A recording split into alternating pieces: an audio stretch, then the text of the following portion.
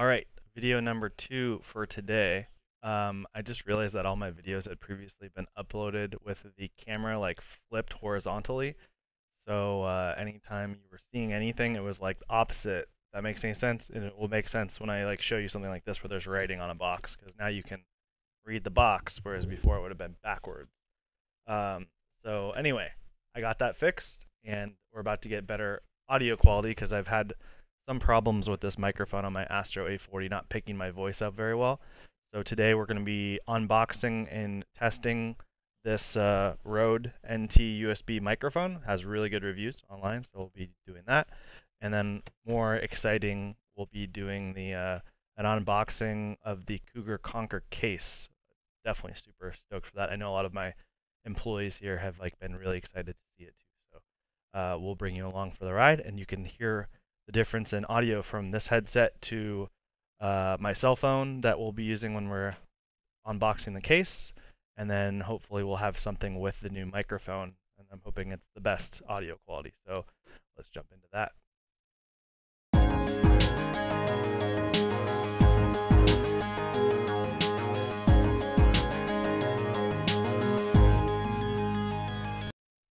Alright, so let's just unbox this first because this is quick and easy, so we can get to the juicy part, which is the case. So I'm just going to hold this up in front of the camera because it's such a simple unboxing. So again, this is the Rode NT USB microphone. At my house, I've been using a Yeti, Blue Yeti, not the Pro, just the regular one, and that's been pretty good too. I've been a pretty big fan of it, but this has actually better reviews and some features saying that it's probably better audio quality on this than the regular Yeti, but the Yeti Pro is more on par with this microphone. Anyway, I thought this would be fun to try because I've never used a Rode microphone before.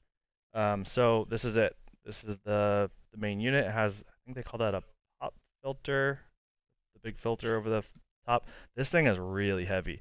The Yeti is also a really heavy microphone, but this is it feels expensive. Let's see if there's anything else under here. This is just, that's all it was just the stand and the microphone, but I think there's some stuff under here. This is a very unconventional boxing because I'm holding stuff up in there. Cable, obviously we'll need that, and some leather bag, and that's it. Time to throw the box away. Let's see what's in here. This is the little leather satchel, hand purse. We love Rode, okay, and a user manual. Nothing too special there. So, why don't I stop the video real quick and come right back with this thing connected. Alright guys, we've got the Rode NT USB connected, and this is the second clip I'm doing here because the first one, it was really quiet, hard to hear, and there was also a huge audio delay between when I spoke and when you could see my lips moving on the camera, which wasn't there before with the headset. So I adjusted some settings in Windows, I adjusted some settings on the actual microphone right here on the side. The volume should be way louder, hopefully not too loud, but we're gonna go ahead and listen to it. But real quick, I just wanted to mention this is where I bought the microphone I just got on Amazon. It's selling for $169 right now. It's very highly reviewed on a lot of different websites that are reviewing microphones. 4.5 out of 5 stars right now. And I'd say, I already mentioned this, but the main competitor to this is probably the Blue Yeti Pro. So hopefully this sounds good. Give me some feedback in the comments about how it sounds, and let's talk about that Cougar Conquer case. Let's jump in and start unboxing that. Okay, so here is the Cougar Conquer case. I just set it up here on this coffee table we have out in the front. I was going to use a test bench out in the warehouse, but they're very packed out here right now. Look at all this stuff. All those motherboards and video cards and power supplies. We're stripping apart all the computers that Oculus just got rid of. So I'm using my cell phone as my camera here, which is not ideal, but that's what we're doing. And this is the Conquer. Here's the box. So let's go ahead and get it opened up. I think that the seam is right here, so I'll flip the box over. Sorry about the camera work. I wish I could zoom out more.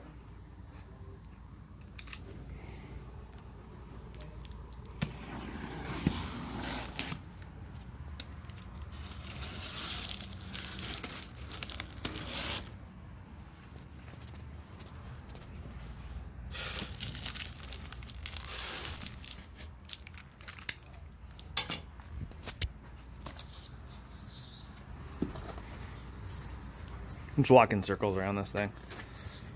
All right. Very thick pad of foam protecting it. Here we go. Here's the first look at the Cougar Conquer. We got some manuals. I'm just gonna put these over here. Some fans, it looks like, which I don't think we're gonna use, but they're actually pretty nice. And then we got these guys. I believe these hold the tempered glass. I'm gonna put these on the side as well. This couch. And this is the, sorry guys. This is the thing that holds the power supply. It's pretty bent looking actually. It definitely got bent during shipping or something like that, but it looks like it will just bend right back. It's not super strong. Yeah, it's super flimsy actually. I kind of, you know, I kind of would have wished this would have been a little bit more heavy duty, because it almost feels like plastic. It's such cheap metal. It's really, really cheap metal. This part of the case is definitely thicker. All right, we got a couple more fans, some hardware. And let's see, we got, these are the feet that hold it up, and these feet are definitely really thick, just like the rest of the case. I don't know why that power supply thing is so thin. It's kind of odd that they cheaped out. Got some fan grills. These seem like they're built pretty well. I don't know what this is off the top of my head. But this actually feels kind of thin and cheap like that. It almost, you know what, this might actually be plastic. It's hard to say. It feels very similar to that power supply mount. This is probably some sort of like a hard drive. Yeah, it looks like you put 2 hard drives on this bracket thing. It's actually scratched up.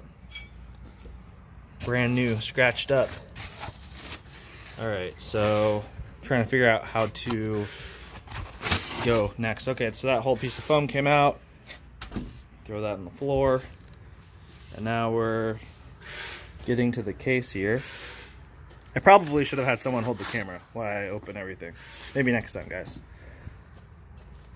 All right, so we got more foam we need to get out of here. The foam pile continues to grow.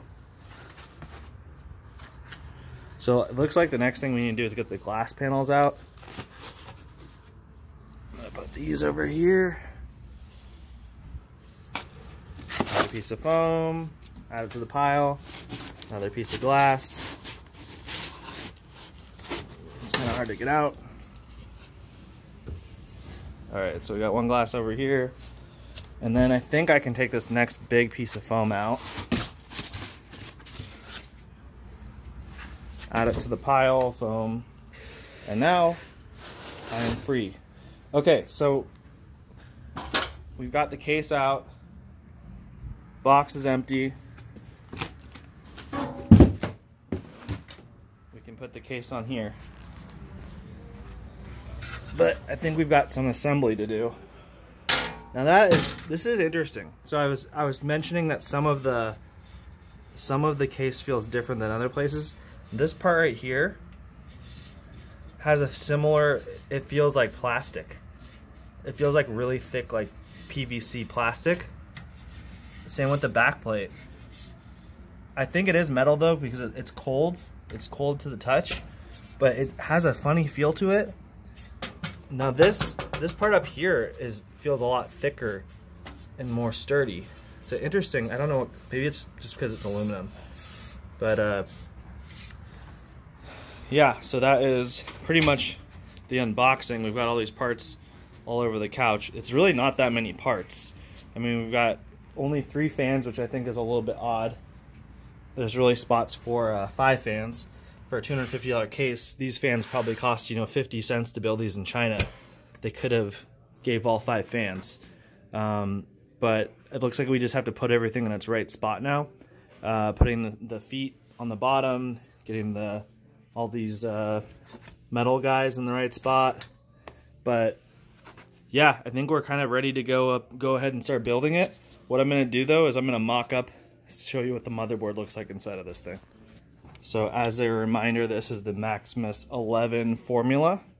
It's a pretty sweet board.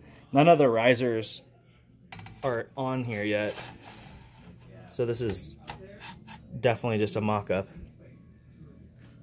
So that's kind of, it doesn't really give you an idea of what it's really going to look like, but it's a start. And I think we can cut the video here. This is just kind of the beginning of everything. And you know what? I'll stop the video. I'll put it together, and I'll come back with how it looks with the case put together. Okay, so I have the case partially put together. A lot of the other parts I have not assembled yet. Doesn't really make sense to put them on until you put the whole computer together. You kind of have to do it all together.